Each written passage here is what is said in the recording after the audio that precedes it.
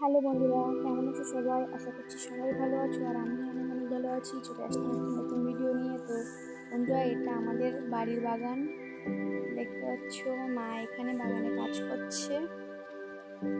মা পেঁয়াজ গাছে ছাই দিচ্ছে আর এগুলো হচ্ছে আমাদের আলু গাছ, যে আলুগুলো আমি নিজে লাগিয়েছি। তো বন্ধুরা দেখতে পাচ্ছ খুব সুন্দর আলু গাছগুলো হয়েছে। এটা সুপারি গাছ, বাবার লাগানো। গাছগুলো বড় হচ্ছে না, অনেক দিন থেকে এইভাবে আছে।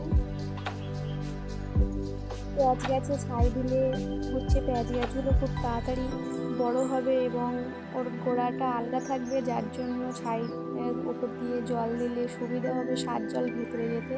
তাই জন্য মা পেঁয়াজ গাছের গোড়ায় ছাই দিচ্ছে। এগুলো নাড়া পড়িয়ে ছাই করা, অনেকটা জায়গায় এরকমভাবে দিতে হচ্ছে। এই পেঁয়াজগুলো অনেকটা আগে লাগানো, তাই জন্য পেঁয়াজ গাছগুলো বড় বড় হয়ে গেছে। এর উপরে ছাই দেওয়া হয়নি এখনো, এগুলো নাড়া চাপা দেওয়া আছে, বিচালি কেটে কেটে চাপা দেওয়া আছে। আর এগুলো হচ্ছে আমাদের কলা গাছ। কলা গাছে কলার কাঁদিটা অনেক দিন থেকেই আছে, কিন্তু বড় হচ্ছে না।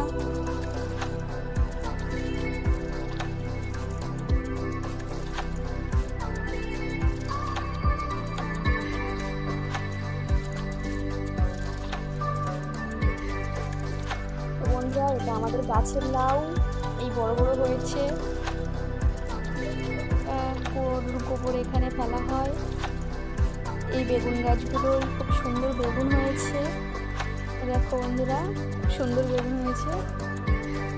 আর বেগুন গাছের ভেতরে আবার লাল শাকও রাখা আছে, এর মধ্যে লাল শাক ফেলা আছে। লাল শাক গাছগুলোও বড় বড় হয়েছে। দেখো বন্ধুরা, কত বেগুন হয়েছে।